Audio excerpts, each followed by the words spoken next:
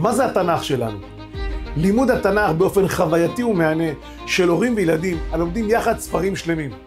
חוויית הלימוד מאפשרת גיבוש קהילתי סביב עיסוק בערכים העולים מהתנ"ך. כיצד הסביר שמשון את הרצון שלו לשאת דפנה את האישה הפלישתית? פרויקט התנ"ך שלנו נוסד לפני כעשור. התוכנית פועלת בעשרות קהילות נוספות בארץ.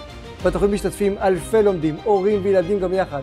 שיטת הלימוד מתאימה לכולם, בנות ובנים, אמהות ואבות, למדנים, ואפילו למי שמעולם לא פתח תנ"ך. לשבת ללמוד ביחד, הכי כיף באמת. ושנים אחרי הם זוכרים שזה הגיע מפה. הם למדו את זה כבר פה, שהם היו ילדים קטנים. אז זה מרגש ממש.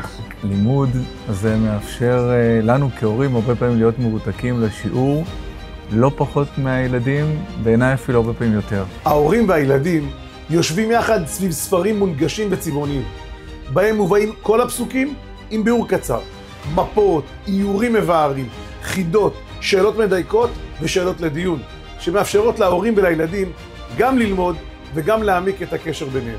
המילים שם יותר לילדים, והתמונות מסבירות כאילו איך עושים את זה, וגם הציורים ממש מחברים אותי לסיפור. כן. זה ממש מסקרן. בכל מפגש מקבלים ילדים כרטיסיות, אותם הם צוברים, ומקבלים תמורתם פרסים שווים בסיום כל ספר. חיבור ברמה הקהילתית של קהילה לומדת, עם האווירה שיש סביב זה שכולם יושבים ביחד, וכמובן קהילה לומדת שיוצאת ומטיילת ועורכת הפנינג גדול. שלום לכולם, ברוכים הבאים לאירוע השנתי של התנ"ך שלנו במודיעין. התנ"ך שלנו נותן את כל הכלים לפתוח קבוצה. זה קלי קלות לפתוח קבוצה. אנחנו מלווים את מנחה ומנחות הקבוצות בארגון פעילויות, חידונים וטיולים בעקבות אירועי התנ"ך. בפועל נוצרת קהילה מגובשת הפועלת וחיה סביב התנ"ך. התוכנית מתאימה לקהילות, בתי כנסת, בתי ספר. החזון שלנו להרחיב את מעגל המשתתפים בארץ ובתפוצות.